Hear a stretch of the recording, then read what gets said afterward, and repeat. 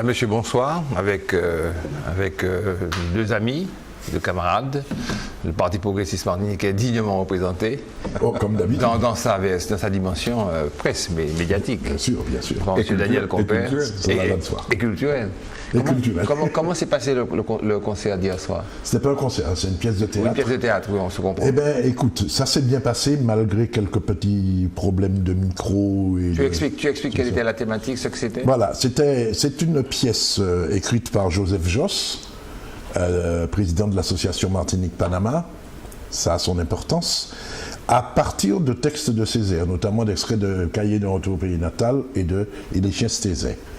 Et c'est un voyage aller-retour entre Panama et la Martinique. Panama, pourquoi? Parce qu'il y a 100 ans exactement, en 1914, se perçait le canal de Panama. Ferdinand de Lesseps, on a tous appris ça à l'école. Et comme il venait d'y avoir la catastrophe de Saint-Pierre, des Antillais, Guadeloupe et Martiniquais sont partis, puisque l'Amérique offrait du travail. 22 000 y ont laissé leur vie. Et donc, mais oui, c'est colossal. 22 millions pour plus ceux de la catastrophe. Voilà, 30 000, voilà. Et à l'époque, donc, ça fait beaucoup. Et à Paraíso, du côté de Colón, à Panama, il y a un cimetière français. Oui. Un cementerio français. Je l'ai visité, oui. Voilà, avec toutes les croix, etc. Donc, le texte parle de cela. Alors, il y avait des images avec, l'image et de la musique. Une sorte de diaporama. Voilà, un diaporama et de la musique. Et pas de chant, pas de chant. Pas de chant, non, pas du tout. Que du texte. Non, ça n'a rien à voir avec le chant. Je savais chanter, mais pas acteur. Voilà, moi non plus. La dernière fois que j'avais été acteur, c'était quand j'étais étudiant à Paris à la GEM. Nous faisions du théâtre. Et tu pensais que c'était prescrit? Je pensais que c'était prescrit. Et puis Joseph Josse a fait appel à moi. Et la fibre est revenue. En tout cas, c'était chouette, tant mieux. Monsieur Majo, bonsoir. Bonsoir. On ne s'est même pas dit bonjour, on est rentré. Non, mais c'est un vrai plaisir. Oui, dans la culture. Eh bien, c'est bien. Bon, on va revenir à des choses un peu plus économico-socialo, enfin, en tous les cas, notre argent, notre vie. Madame Georges Paul-Angevin, qui, comme vous le savez, est ministre des Outre-mer, c'est comme ça qu'on dit ça, a précisé que les Outre-mer bénéficieront des pleins effets du pacte de responsabilité et de solidarité. Parce qu'on se demandait comment on allait négocier, arranger ça pour nous, surtout avec le fait que nous avons déjà des avantages particuliers, comment on allait synchroniser, coordonner tout ça. Alors, elle a précisé que les ménages bénéficieront de l'intégralité de toutes les mesures visant à soutenir le pouvoir d'achat des salariés et des ménages modestes, tels que instaurés par le pacte de responsabilité pour l'Hexagone, savoir l'allègement des charges sociales et la réduction d'impôts sur le revenu, et la revalorisation des prestations des petites retraites. Jusque-là, ça, c'est bon. Les entreprises maintenant bénéficieront des allègements de fiscalité prévus au niveau national, suppression de la contribution sociale de solidarité des sociétés, allègement de l'impôt sur les sociétés, etc. On en a déjà parlé ici. Si les gens ont oublié, ils vont se le remémorer dans la pratique, quoi. L'apport de ces mesures, chiffre-t-elle, est de 150 millions d'euros. Alors, il y a des mesures nationales d'allègement du coût du travail. C'est la baisse des cotisations familiales, la suppression des charges de sécurité sociale au niveau du SMIC. Ça ferait donc une centaine de millions d'euros de marge supplémentaire. Et justement, maintenant, pour tenir compte de l'existence de dispositifs spécifiques d'exonération des charges sociales patronales outre-mer, il est prévu une baisse supplémentaire du coût du travail par le recours au CICE. Voilà. Rappelle ce que c'est que le CICE, Eddy. Oui, c'est un dispositif qui permet aux entreprises de baisser leurs charges. C'est une espèce de contribution financière des entreprises en fonction de la masse salariale. C'est-à-dire, c'est une espèce de crédit d'impôt, voilà. Compétitivité, emploi. C'est 4 à 6% du montant de la masse salariale qui est versé directement par l'État à l'entreprise. Alors évidemment, plus les entreprises ont de salariés, plus elles touchent. C'est intéressant. Ce qui est une mesure qui n'est pas très impactante dans les DOM. Tout simplement parce que... Sauf qu'il sera augmenté de 50%. Oui. En fait, elle a augmenté, on a arrondi au chiffre supérieur, oui. passant de 6% à 9% chez nous. Tout à fait. Mais c'est encore une toute petite partie des entreprises qui va en bénéficier, tout simplement parce que on va dire que 85% des entreprises martiniquaises ont moins de 5 salariés, 65% des entreprises martiniquaises n'ont pas de salariés.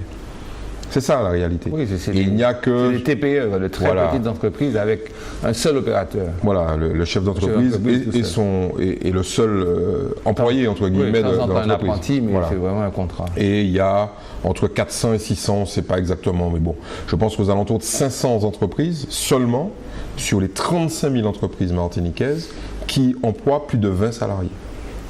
Voilà. C'est ça la réalité. Oui, elles chiffrent quand même 50, elles sont encore beaucoup. Ah non, il y en a quoi, moins 200 malheureusement. Quoi. Donc elles chiffrent quand même à 160 millions d'euros l'apport à l'économie aux entreprises ultramarines. Sur l'ensemble des Outre-mer. Sur l'ensemble des Outre-mer. Ouais. Ah oui, autant pour moi. Les Outre-mer, oui, elle n'est pas mise à la Martinique, elle est mise aux Outre-mer.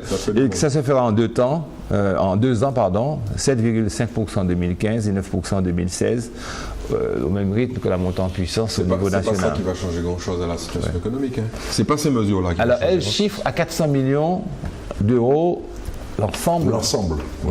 Alors, ça plaît aux politiques d'annoncer des chiffres macroéconomiques, 400 millions, etc. Bon, on a vu, on se plaît à rappeler un certain nombre d'éléments de comparaison. Ici, 400 millions, c'est 4 hypermarchés. Quoi. Ouais. Il y en a 7 en Martinique. Donc, ces chiffres d'affaires annuels d'un bon hypermarché, c'est 100 millions d'euros. Ouais. Donc, quand un ministre annonce 400 millions pour l'ensemble des DOM, il ne nous impacte pas. Voilà, c'est ça qu'il faut que les gens retiennent. Par contre, des mesures comme à l'époque, tout le monde n'a pas connu cette époque redoutable, mais 86, la défiscalisation, c'était directement un impact de 2 milliards d'euros en Martinique. Quand on commence à dire, bon, écoutez... D'euros ou de francs? L'équivalent euro. Donc, avec la création de 12 000 emplois. Quand on prend des décisions comme ça, et que bon, vous avez chaque année 1 milliard à 2 milliards d'euros qui rentrent dans l'économie, et que vous créez sur 6 ans 12 000 emplois, est-ce qu'on peut dire que c'est ce procédé qui a changé la face politique des choses à la Martinique? Complètement. Les revendications. En fait, il faut que les gens comprennent que la défiscalisation en 86 change la structure de l'économie. Avec, pour la première fois, une spéculation qui n'est pas une spéculation agricole, mais une spéculation immobilière. Et tout augmente, mais il y a un flux incroyable d'argent qui arrive, quoi. Et cet argent va directement dans l'économie à travers l'emploi. Et la Martinique n'est pas prête à ça. La Martinique n'est pas prête à accueillir 12...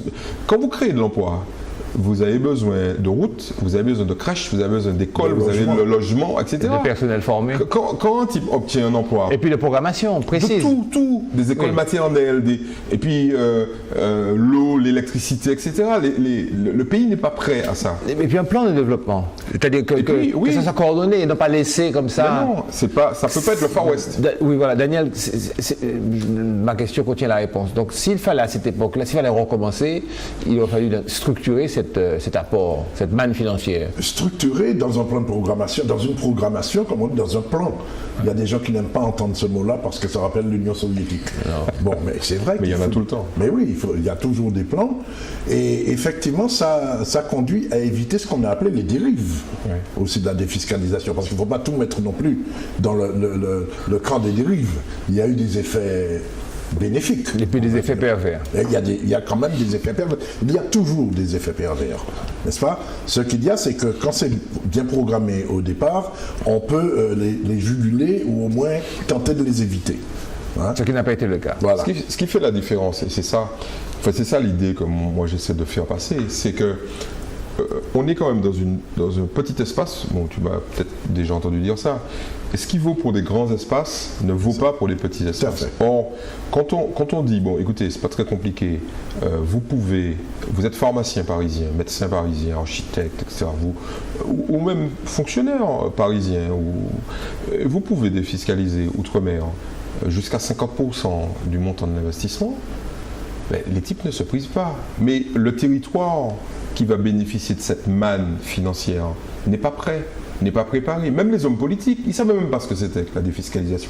Et puis quand ils ont vu autour d'eux qu'un terrain qui valait 20 € le mètre carré est passé à 250 € le mètre carré, et que des gens ont fait des fortunes, il y a des gens qui ont fait des fortunes des propriétaires fonciers dont le terrain ne valait strictement rien. Brutalement se retrouve avec, imaginez, le type il a 10 hectares, ok, un hectare c'est 10 000 mètres carrés, ok, donc il a 100 000 mètres carrés à 250 € le mètre carré. Bon, la millionnaire en euros. Donc voilà, ça a changé l'économie du pays, ça a changé les rapports, ça a créé une classe moyenne immensément riche pour l'époque, hein, je veux dire, toutes choses étant égales par ailleurs. Et ça, sur un petit territoire, ça a un impact hyper violent. Donc en fait, ça a mené la Martinique jusqu'en 2008 à vivre au-dessus de ses moyens. Parce que, en fait, qu'est-ce qui s'est passé? C'était que tu as une classe moyenne nouvelle qui se crée, avec des gens qui ont de l'argent, quoi. Donc ils se mettent à consommer, etc. Mais en même temps, plus tu as de l'argent, plus les prix suivent. Le prix augmente. Et derrière... Un phénomène inflationniste. Exactement. Qu'est-ce qui s'est passé? Les pouvoirs publics ont essayé de suivre. Ils ont essayé de suivre tout simplement parce qu'il y a une énorme demande d'écoles, de crèches, etc. Bon, on en a déjà parlé. Mais les types, eux aussi, ils ont vécu au-dessus de leurs moyens parce que les pouvoirs publics, eux, n'ont jamais bénéficié de cette manne financière dont le privé avait l'exclusivité. Les taxes, les impôts n'ont pas suivi. Rien n'a suivi. Donc, jusqu'en 2008, on a vécu au-dessus de nos moyens très largement. Et aujourd'hui, alors il y a des types qui disent c'est la crise. Non, c'est pas la crise. On revient à un niveau normal d'activité. Et il va falloir que tous les gens qui ont vécu au-dessus de leurs moyens se remettent à vivre normalement. Surtout que nous avons vu ici, tu n'étais peut-être pas là, que la nouvelle façon de subventionner l'économie par l'exonération fiscale, qui est le crédit d'impôt, ne fonctionnera nécessairement pas aussi bien que, n'est pas aussi direct, n'est pas aussi simple, n'est pas aussi précis. Et puis ensuite, ils ont réintroduit le circuit bancaire dans le crédit d'impôt, parce qu'il faudra avoir de l'argent avant. Ouais. Et là, c'est terminé. Les banques ne vont pas suivre. Puisque les banques ne peuvent être co-riches.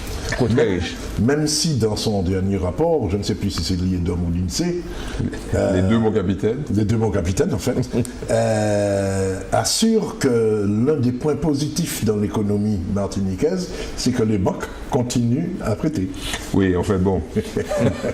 Oui, quand on regarde l'évolution est toujours positive. Oui. Le problème, c'est est-ce que la croissance de l'évolution est la même? Non. Voilà. Enfin, il y a une évolution, mais la croissance de l'évolution, elle fait ça. C'est-à-dire qu'ils prêtent toujours, donc le montant total des prêts en cours augmente. Oui. C'est clair. Mais l'écart entre ce que tu as prêté en janvier et ce que tu vas prêter en février, il fait ça. Et il est moindre que les exercices précédents. Ce qui va arriver, c'est que la courbe, au bout d'un moment, va redescendre. Et elle va redescendre. Ouais. Parce que les gens vont... Voilà, en fait, c'est ce qu'il faut comprendre, c'est que le taux de prêt, la vitesse à laquelle on prête est inférieure à la vitesse à laquelle on rembourse. Donc en fait, les courbes vont se croiser et au bout d'un moment, le stock de prêt va diminuer. Va descendre. Ouais, forcément. Bon, on passe à autre chose. Attends, pour revenir sur l'annonce de Mme Paul Langevin, c'est son rôle, mais je la trouve... extrêmement optimiste quant à l'impact, comme disait Eddy, quant à l'impact de ces mesures sur la réalité de l'économie des Outre-mer. Mais peut-elle faire autrement? Peut-elle venir dire je vous donne ça, mais c'est pas assez. Ça reprend la thématique du mensonge et de la vérité en politique. Bien sûr. Mais bon, là encore, il y a deux événements. On parlait des fiscs. Il y a deux événements à venir là, qui vont avoir un impact quasiment aussi important que la défisque. Alors on n'en parle pas très souvent, mais nous on a déjà évoqué ça, c'est les départs massifs à la retraite et la baisse de la population. Voilà. Parce que départ massif à la retraite, ça veut dire en clair aspiration de personnes nouvelles pour travailler. Laisser de la place. Donc voilà, donc là il y aura une redistribution de la richesse et en même temps un nombre moins important, une pression moins importante sur la démographie, sur la demande. C'est-à-dire que, en fait, on va moins construire de collèges, on va moins construire. Moins d'investissement public et plus de consommation. Plus de consommation, parce que les jeunes consomment plus que les anciens qui sont... Donc ça aura un impact. Ça aura un impact économique important. Donc il m'arrive de temps en temps d'être en face de jeunes, par exemple. J'ai fait une intervention il n'y a pas très longtemps en classe de première et terminale. Ils sont inquiets. Je leur dis, bon, ceux qui étaient là pendant les 10 dernières années, à votre place, eux, ils ont souffert. Ils ont morflé, comment dire. Ils ont morflé. Vous rentrez dans une période où vous aurez de la place. Voilà. Comme nous quand on a quitté le lycée. Exactement. Alors, dans certaines chambres, il n'y a pas de drap, parfois il n'y a pas de compresse, pas de tensiomètre. Nous ne pouvons pas laisser cela sous silence. Je travaille à l'hôpital public, mais quand je vois ce qu'il est devenu, je ne veux même pas m'y faire soigner. C'est indigne, c'est écrit dans le Grand Journal. Ouais. Madame Magali Zamor, secrétaire générale de la CGTM Santé. C'est bizarre cette façon de dire la vérité. Tu me diras que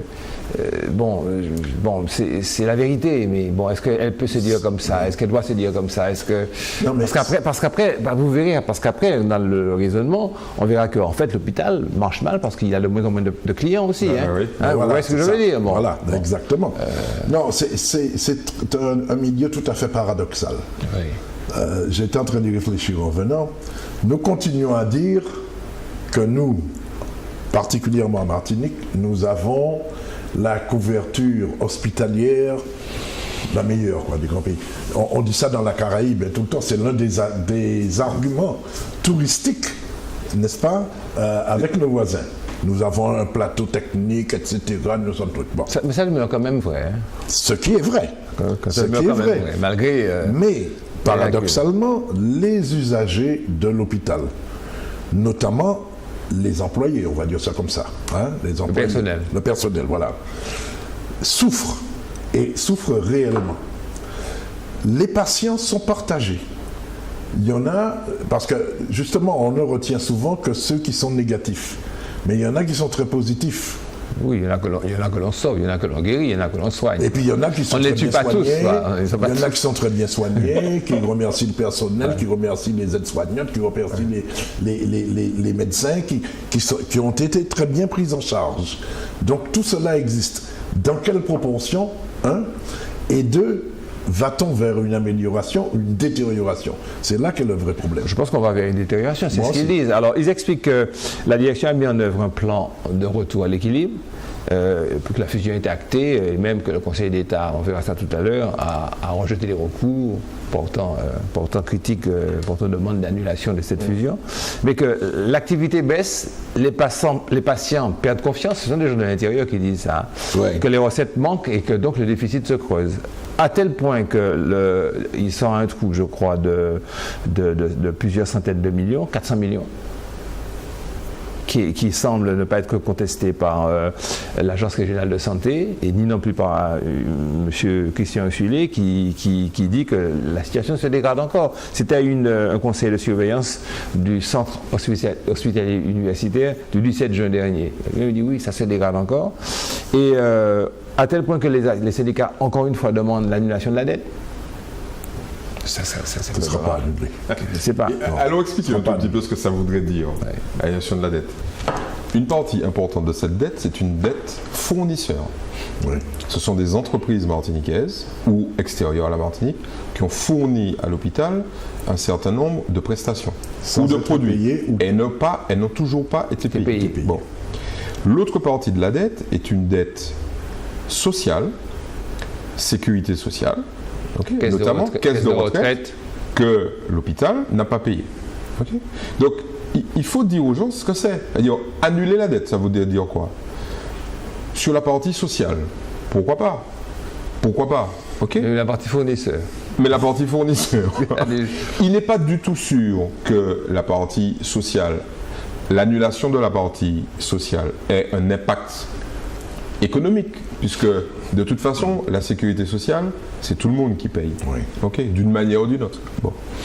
Mais la partie fournisseur, la centaine ou peut-être 200 millions d'euros qui sont dus aux fournisseurs, on n'a pas le chiffre précis. Nettoyage, tout compresse, sérum, appareil, etc. Ça, si on ne paye pas les entreprises... C'est acheté sur le plan local.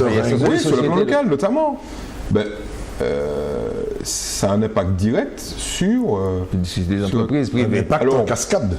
Alors, ce que beaucoup d'entreprises et de groupements d'entreprises proposent à l'État français, c'est de dire, bon, attendez, l'hôpital, c'est l'État. C'est pas le conseil régional, c'est l'État. OK ? Faites de la compensation. Nous, on doit à la Sécu des sommes, on doit au fisc des sommes. L'hôpital, allons faire de la compensation. Ça se passe sur le plan national. Ici, il semblerait qu'il y ait des problèmes techniques pour que ça se fasse. Voilà un vrai scandale. Là, il y a un vrai scandale. Donc, par exemple, au lieu d'annuler la dette, on ferait quoi? On dit aux entreprises, bon écoutez... Compenser la dette. De manière très claire pour nos téléspectateurs. L'hôpital vous doit 10 000 €, vous devez 8 000 € à la Sécu.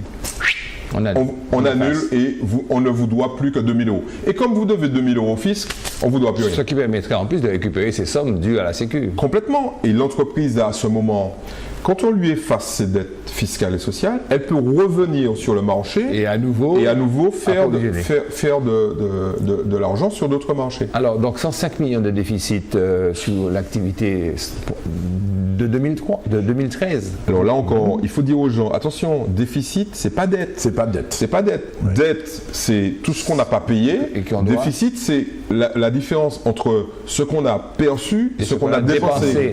Et comme on a dépensé plus que ce qu'on a perçu, c'est que quelque part, on a recréé de la dette. Ouais. C'est-à-dire que chaque année, on creuse le gouffre de 100 millions. C'est cumulatif. On augmente la dette, en fait. Ouais. Voilà. Dans 10 ans, on sera à 10 millions. Mais bon, si Ursule n'avait pas pris les mesures qu'il fallait là, de sauvegarde, de fusion, l'hôpital aurait carrément disparu. Hein. Oui, mais le problème, c'est qu'à l'heure actuelle, le processus de détérioration qui se fait, c'est ça qu'il faut bien comprendre. Mais ça, c'est structurel. C'est structurel parce qu'ils ont trop de monde. Ils ont embauché pendant des années des gens. Alors, ces gens, ils travaillent, c'est clair, ils sont utiles, mais l'hôpital a servi. On l'a évoqué il y a pas très longtemps. Alors, retiens ce que tu as dit. Ouais. Hein. Alors, les mesures que les deux syndicats demandent, CGTM et CDMT Santé, c'est le contrôle des achats et des commandes par le personnel. Est-ce que ça changerait quelque chose? Ah ben oui. Si on continue à gérer un hôpital à la petite semaine en disant, bon, je commande 40... Je ne sais pas du tout comment ça se passe, mais moi je regarde le résultat. Le résultat, c'est ça. C'est que l'inadéquation entre l'offre et la demande. Parce que si tu continues à commander les mêmes stocks, les mêmes produits, les mêmes quantités de produits, alors que ta clientèle diminue, tu as un petit souci. OK ? Et puis... Non, mais ils disent qu'il leur manque. Mais c'est ce que j'avais dit. Oui, mais évidemment, c'est tout le contraire. Peut-être qu'il manque des choses à certains endroits et qu'il y en a trop par ailleurs. Alors, et par ailleurs, autre demande, c'est qu'on recrute du personnel. Voilà. C'est une demande syndicale. Bon. Ça dépend aussi dans quel domaine. Par ailleurs, voilà, il y a peut-être des domaines où il y a trop de monde. L'administratif, par exemple, à mon avis, il doit avoir pléthore d'administratifs. On a vu dimanche dernier qu'il manque de praticiens. Voilà, des médecins, Mais on ne peut pas déplacer un administratif pour le mettre en soins. Non, c'est pas difficile. C'est clair. Acheter le stylo pour la seringue. La seringue. Voilà. Ok, bon, enfin. Mais bon, ce sont des erreurs cumulatives sur plusieurs dizaines d'années, là. Voilà. On va en parler de la santé encore à nouveau, mais enfin, on va faire un petit break sur un sujet que tu connais bien, c'est que les choses évoluent, c'est que la Cour de justice de la République va enquêter sur les rétrocommissions, sur les contrats d'armement susceptibles. On n'a pas fait d'avoir financé la campagne présidentielle de M. Balladur en 1995. Ah, c'est plus susceptible, là. Là, il y a un certain nombre de gens... Je fais attention. Oui, tu as intérêt à faire attention. Mais on n'est plus dans le domaine du doute, on est dans le domaine de l'affirmation d'après le juge. Puisque le juge, lui, il dit, bah, écoutez, voilà les contrats qui ont été signés. Bon, maintenant, le degré de responsabilité des uns ou des autres, oui, ça c'est vrai. Par contre, il est prouvé. La preuve des rétrocommissions. Il est prouvé qu'il y a eu des rétrocommissions. Alors, les rétrocommissions, c'est des pots de vin, mais qui sont donnés aux intermédiaires. À celui qui achète, et ça revient à celui qui vend. En clair, là, il s'agissait de sous-marins qui ont été vendus par la France. Le gouvernement français à travers ses multiples filiales au Pakistan. Le Pakistan, pour avoir ses sous-marins, et la France pour avoir l'achat du Pakistan, les deux touchent. Oui. Donc des militaires pakistanais doivent toucher pour avoir donné leur accord, et les Français touchent pour avoir permis, pour avoir vendu. Ok. Ce qu'on soupçonne, c'est qu'une partie de l'argent, et c'est ça qui est grave, une partie de l'argent qui devait aller aux Pakistanais ne leur a pas été donnée, a été détournée pour financer une campagne présidentielle d'Edouard Balladur,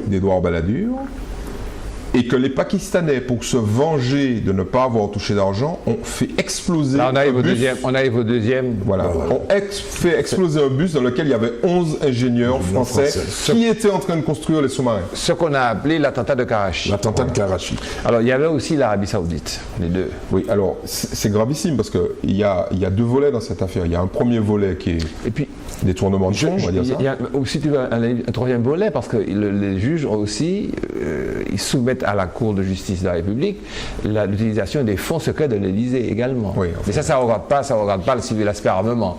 Il y a aussi cet aspect aussi qui est soumis en tous les cas, hein, mais que la chambre criminelle d'accusation a mis de côté pour les autres qui passent en correctionnel, savoir Renaud de Vabre et puis il y en a encore les petits. Alors, ça, c'est les lampistes. Le directeur de... Oui. Il faut dire que les deux principaux, attention aux mots que nous employons, mis sur la sellette, c'est donc Édouard Balladur et François Léotard, qui était à l'époque ministre de la Défense. Ouais. Donc qui était directement concerné par cette vente de sous-marins. Il faut quand même rappeler que chaque fois qu'il y a une vente d'armement, on est sur des chiffres qui sont supérieurs aux milliards d'euros. Absolument. Okay, et dans ces sommes colossales, il y a une petite partie, donc plusieurs centaines de millions d'euros, on est à un autre niveau. Une petite partie qui permet de récompenser les gens qui ont fait que la vente ait pu se faire. Les intermédiaires. Voilà. Or là, en fait, ça c'est classique. Hein. Ça donne envie de changer de métier. Qu'est-ce qu'on fait là? Parce que tu fais une affaire, imagine, tu fais une affaire, on te donne 50 millions d'euros, tu disparais. Et imagine les types qui font 10, 20, 30 affaires, et il y en a. Ziak Takedine, il reste là, il n'arrête pas. Hein. Il a notamment le Ziak Takedine, d'abord il a un savoir-faire et il a un carnet d'adresses époustouflant. Ouais. Notamment, c'est la spécialité des Libanais. Les Libanais sont spécialisés dans la rétrocommission. Non, j'ai pas dit ça. Dans la mise en relation d'acheteurs et de vendeurs d'armes au Moyen-Orient. C'était le bon ami de François Copé. On le voit là. De Jean-François Copé.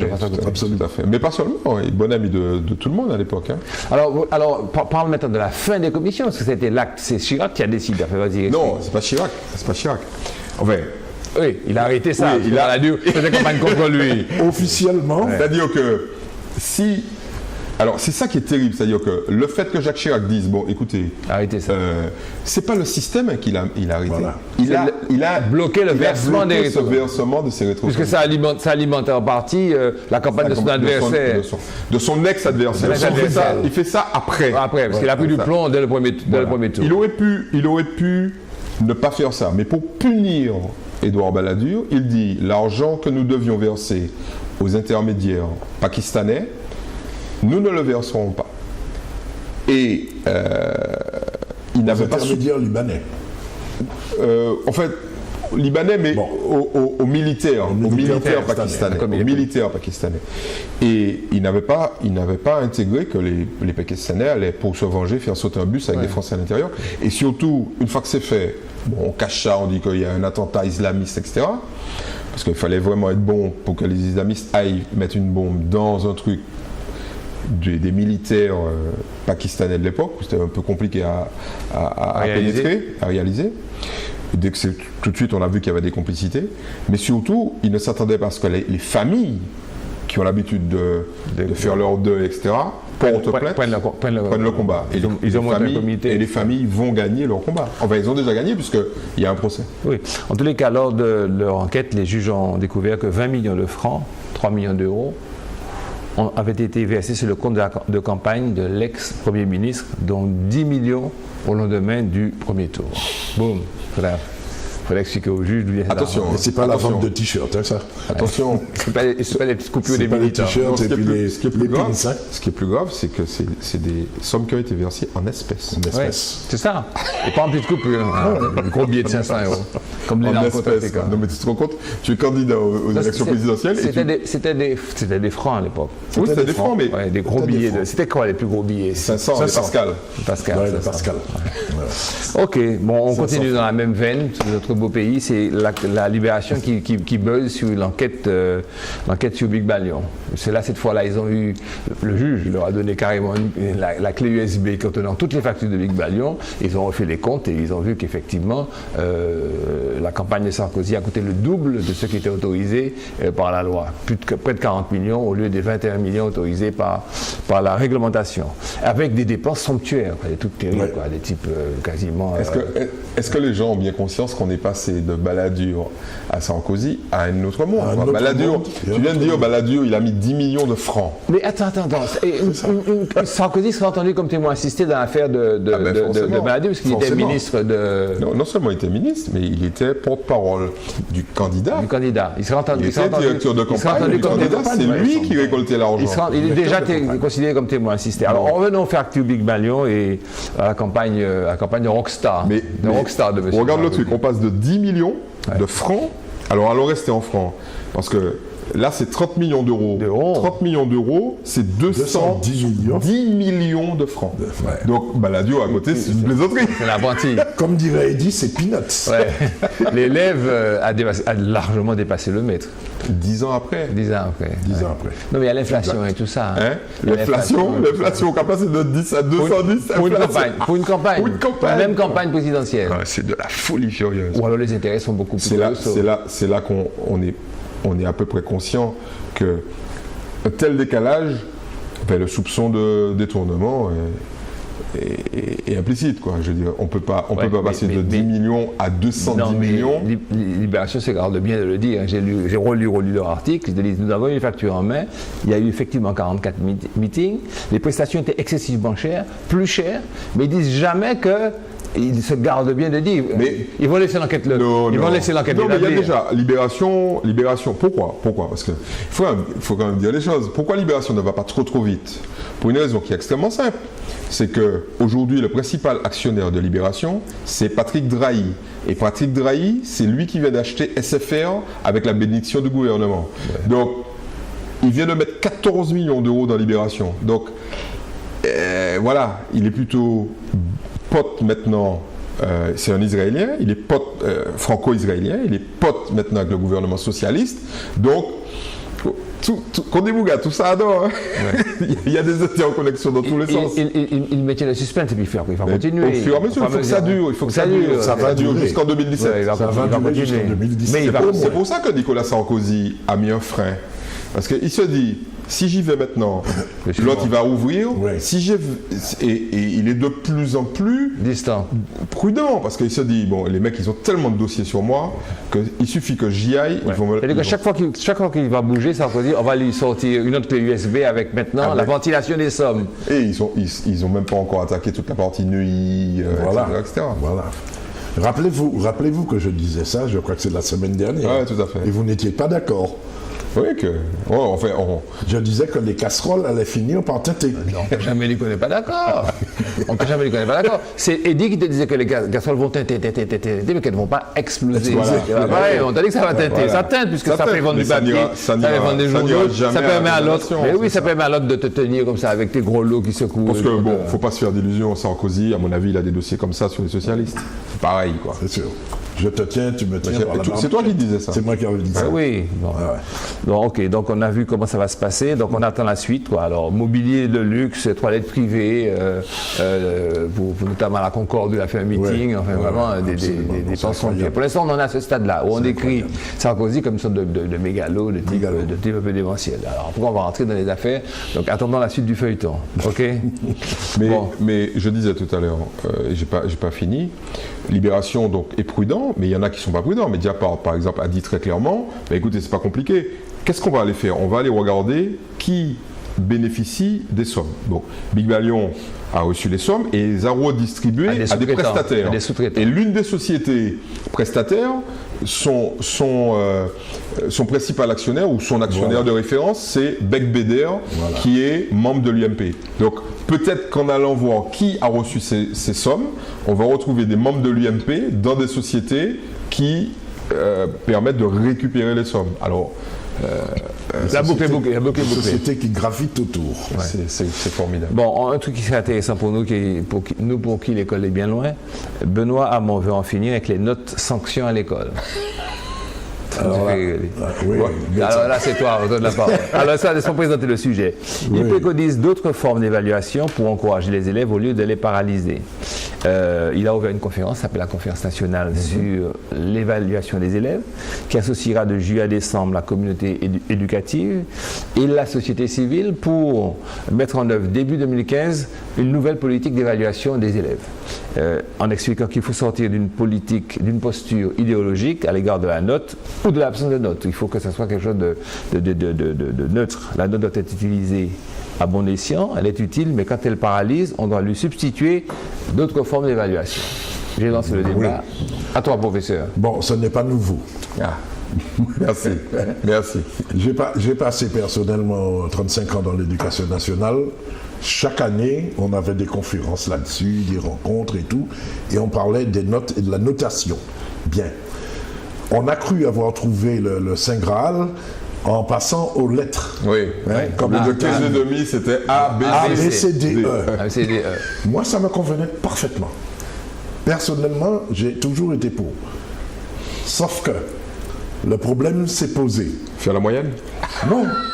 Comment tu fais la moyenne avec des lettres? C'est vrai que c'est pas évident. Alors, c'est vrai parce que tu commences à mettre des primes et des machins. Mais non, mais le problème s'est posé. Tu n'avais pas pensé à ça. Le problème s'est posé avec la lettre C, qui est censée être la moyenne. Oui, le milieu. A très bon, B bon, C moyen, D médiocre et E nul. C, c'est au milieu. C. On a trouvé tellement de gens ayant des C que si tu rapportais ça à des notes, ça allait de 11 à 7. C'est-à-dire que des gens qui avaient des C étaient moins que moyens, beaucoup moins que moyens. C était trop large en fait. Le C était trop large. Ah, je comprends ce que tu veux dire. Autrement dit, le panel que recouvrait le C était trop large. Alors, il y a une grosse différence entre un 10 et puis un 6 ou un 7. Voilà, il y a des petits malins qui ont inventé le C- et le C+. Du coup, on a mis aussi des B- et des B+. C'est parti, bon, et tu sais ce que ça nous ramène, c'est les agences de notation. A+. Exactement. Et puis à la fin, C-. Exactement. Bon, là où Benoît Hamon, idéologiquement, même s'il n'aime pas le terme, a raison, c'est qu'il ne faut pas considérer la notation uniquement comme un aspect débilitant, négatif, accusateur, etc. Ok. Bon, ceci dit, on n'en parle pas du tout quand les notes sont bonnes. Oui.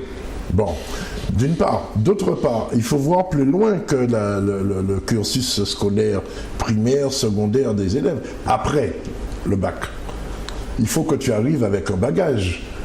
Que tu ailles dans les grandes écoles ou ailleurs, il faut que tu aies un bagage. Il faut que l'école t'ait servi à quelque chose. Il faut que l'école t'ait servi. Et que ce soit évalué de telle sorte que lorsqu'on t'accueille dans une grande école, par exemple, on sache ce que tu vaux, entre guillemets. Surtout quand on t'accueille sur le dossier, la plupart du temps. Voilà, on t'accueille sur le dossier. Alors, ne se contenter que des appréciations, ça va être un truc infernal, parce que quand je me rappelle des appréciations de certains collègues, c'est farfelu. Doit encore faire un tout petit effort pour être complètement nul. Oui, en réalité, il se venge. Ça, c'est un proviseur. Avec l'appréciation, il fustige le... Bon. Mais alors, attends, quand même... on appelle ça le champ lexical. Le champ lexical est très large. Et dans lequel il y a des études en cours. Hein. Je suis notamment une dame qui fait une étude sur les corrélations entre le champ lexical des appréciations et le niveau social, la couleur des élèves et leur niveau, leur niveau scolaire. Et les résultats sont assez étonnants. Assez étonnant. En tous les cas, messieurs, la dernière enquête PISA, ça s'appelle comme ça, l'a montré, c'est que les étudiants, les écoliers français sont paralysés par les notations et qu'ils refusent souvent de répondre, ayant peur de mal répondre. Oui, Voilà. bon. C'est à partir de cette enquête PISA que le ministre dit si vous avez 10, mais vous valez 10, alors que ça peut être. Il y a quand même un truc qui est. Alors je vais taquiner notre ami. Il y a trois métiers où on remet personne en cause. C'est les enseignants, la justice la justice et les médias. Ouais. Tu as vu? C'est dingue, hein? On ne remet pas en cause. Qui ne remet pas en cause? Alors, l'extérieur ne peut pas les remettre en cause. Si tu commences à dire à un juge qu'il n'est pas bon, qu'il connaît mal son texte... Non, mais c'est même pas ça, c'est qu'il n'existe pas de système de mise en cause de la responsabilité du juge en France. Je ne parle même pas de parler, tu peux toujours parler, tu peux dire la justice, tu peux dire ce que tu veux. Un enseignant, est-ce que, par exemple, il arrive un moment où on met tous les enseignants d'un collège derrière une table, et on leur dit, bon les mecs, dictez, etc. Ouais, contrôlez vos connaissances. Et puis au cabas, c'est beau garder des notes. Ça n'a pas qu'à exister. En fait, c'est protégé. C'est protégé. Tu sais que on les note autrement. Non, mais on les note à titre individuel. Mais on leur dit pas, messieurs, comme vous mettez la pression aux élèves, ce qui est normal, puisqu'il faut les évaluer. Et tu as raison, moi je suis favorable à ça. Mais il y a beaucoup de métiers où on évalue les gens. Et puis s'ils ne sont pas bons, soit on les remet au boulot. Par exemple, un ingénieur qui va toucher un moteur de 747 par exemple, le type, on peut pas croire qu'il est au top. On vérifie qu'il est au top. Mais un enseignant, un pilote, etc. Un enseignant qui prépare des gosses à une terminale, on estime qu'il est bon. Mais est-ce qu'on vérifie qu'il est bon? Par exemple, est-ce qu'on vérifie qu'on les met tous là autour d'une table, par exemple, en philo, en maths, ils sont au top, quoi. Par exemple, en leur donnant des devoirs. Mais non, mais ça se fait pas. Si tu me contrôles comme ça en philo ou en maths, je ne serais pas bon. Et si tu me contrôles en espagnol, je peux peut-être chacun sa discipline. Tous les profs de maths. Autre chose, le temps qui est mis pour s'occuper du professeur je vais parler vulgairement, qui pète les plombs. Ouais. Ça prend du temps. Hein. Oui. Parce que j'ai eu un professeur, paix à son âme, qui me faisait un cours de philo, et puis le bouquin de Saint Thomas qu'il avait, les feuilles volaient. On ne va pas dire son nom. Nous le connaissons, mais oui. Les feuilles volaient, il ne se rendait pas compte que les feuilles partaient, il continuait, il avait le bouquin devant lui formellement pour faire un cours de philo. Non, mais le vrai problème qu'on ne va pas arriver à régler, Benoît Hamon, malgré tout. Oui, revenons, tu as raison, malgré tous ces colloques, séminaires, etc. et tout, c'est l'harmonisation de la notation. Oui. Moi, ce n'est pas seulement au niveau scolaire. Est-ce que c'est possible? Je l'ai vécu au niveau universitaire. Non, mais est-ce que c'est possible? C'est pas possible. Non, parce que c'est une intervention humaine en face Sauf si on rend tout ça totalement numérique. Hein. Et les Américains, qu'est-ce qu'ils ont fait? On fait des quiz, oui, non. Des QCM. Les Américains ont multiplié les QCM, soit on savent, soit on pas savent. Quoi. Ouais. Et puis après, une fois qu'on sait que tu sais, on passe à autre chose. Le problème, c'est qu'ils ont abandonné leur autre chose, c'est-à-dire toute l'intelligence, toute la sensibilité, toute la partie humaine de l'individu est évacuée. Et laisse-moi te dire comment c'est ça. On est loin d'être comme ça dans le système français. Oui. Mon fils fait un master de droit fiscal. C'est excessivement technique. Il a choisi le crédit d'impôt, la subvention, l'aide à l'économie par le crédit, non par le crédit d'impôt et non pas par la défiscalisation, etc. Ouais. C'est Dauphine, c'est très professionnel. Et il fait donc son master, il présente son mémoire, et qu'est-ce que les professeurs lui disent là ce matin? Ouais, mais vous n'avez pas parlé de la défisque, de l'historique, de l'histoire, autrement dit, surtout que le prof fait des comptes à défisque, donc il fallait avoir parlé de tout ça, et pris une position théorique, abstraite. Le professeur a dit, moi je suis un professionnel, je vais rentrer, je vais aller conseiller des entreprises, donc je travaille sur le crédit d'impôt, j'ai appelé des banquiers, je vais demander est-ce que vous financez, etc. L'enseignant est doctoral, il comprend l'histoire, et quand on a à traiter un dossier en droit, on doit se taper presque l'histoire romaine pour savoir comment maintenant on va appliquer le mariage pour tous. Ça protège. Oui. Mais c'est ça. On en parlait la semaine dernière, chaque individu chaque être humain a pour fonction vitale, y compris de défendre sa survie, de défendre son morceau. Bon, monsieur, un petit quiz rapide. Attends, une petite chose. Je reviens à M. Benoît Hamon.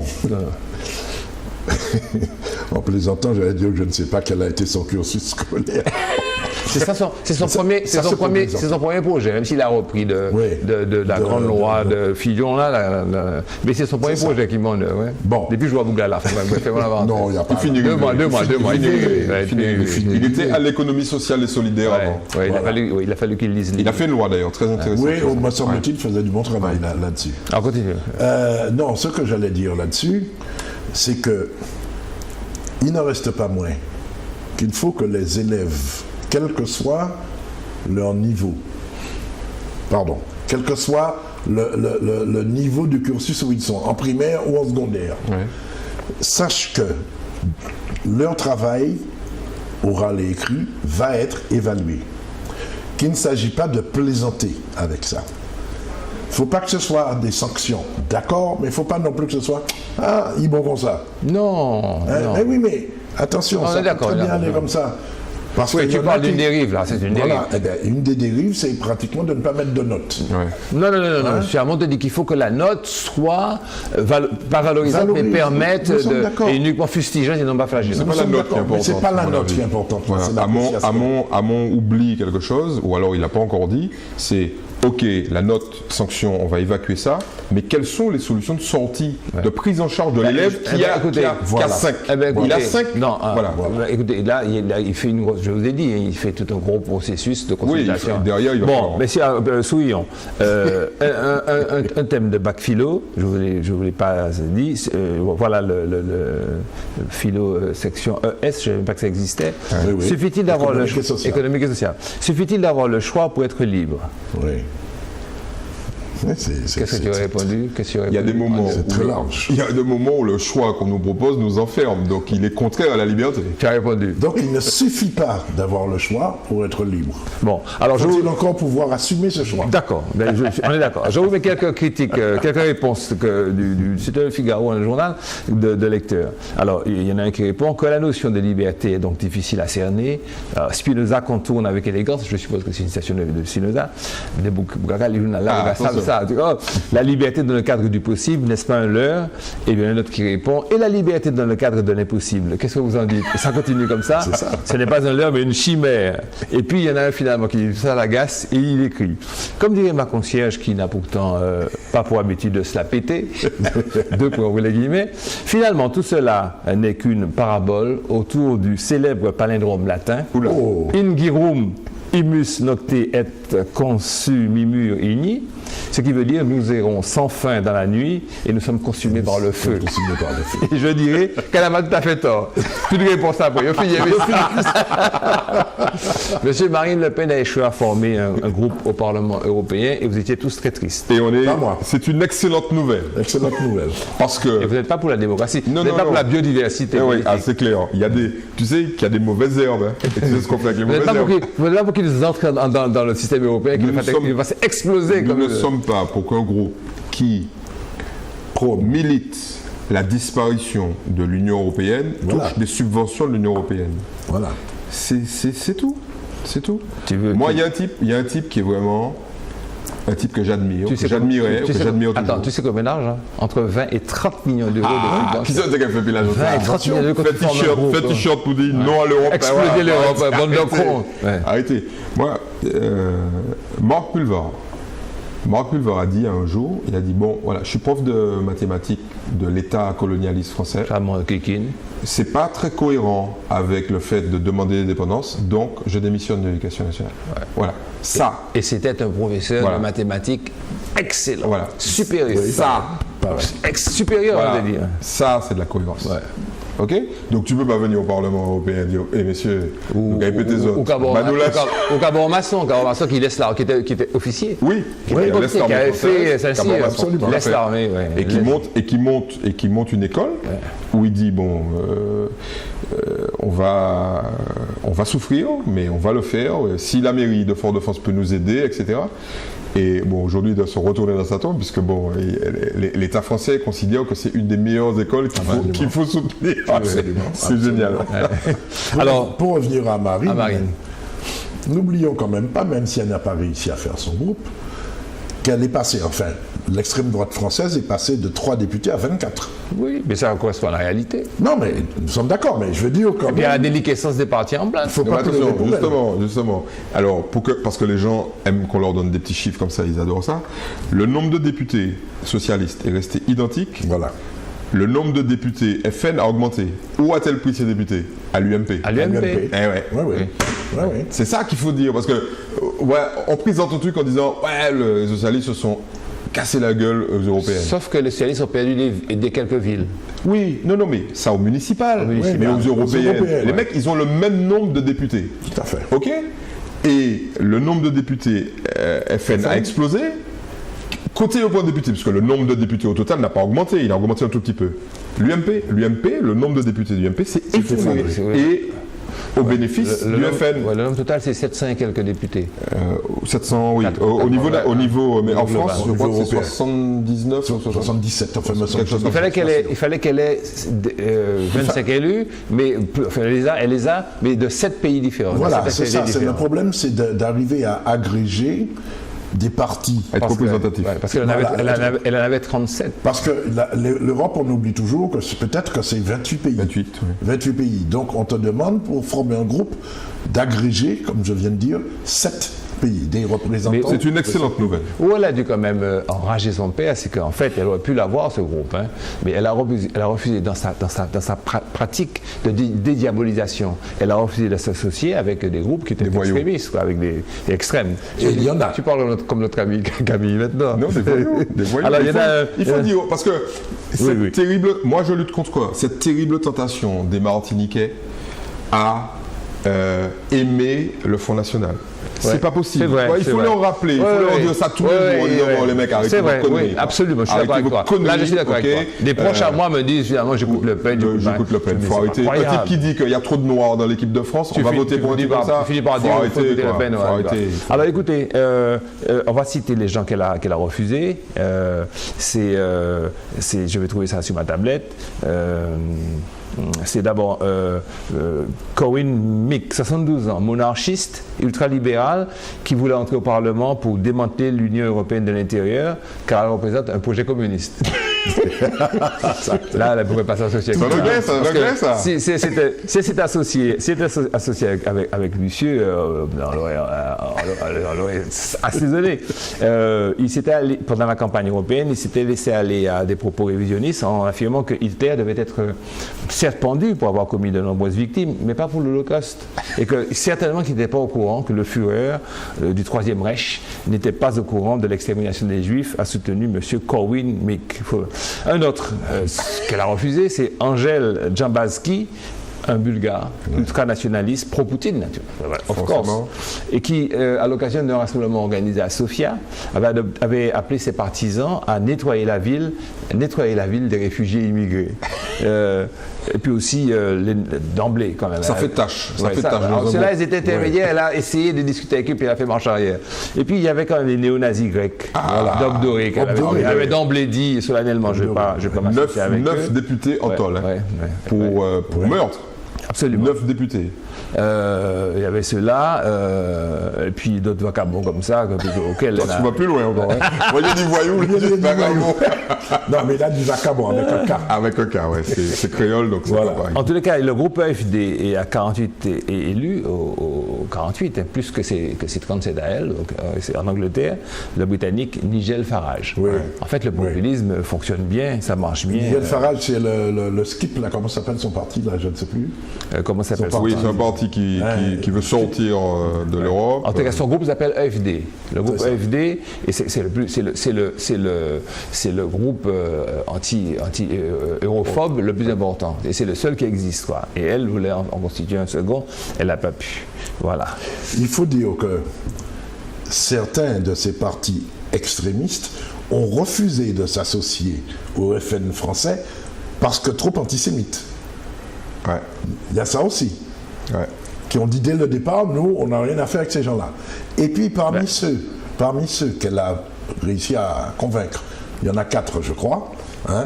Oui, il y a une photo. Non, mais c'est certainement le groupe AFD, certainement. Mais ils sont en train de dire, bon, cette histoire-là a assez duré, on nous fait une visa.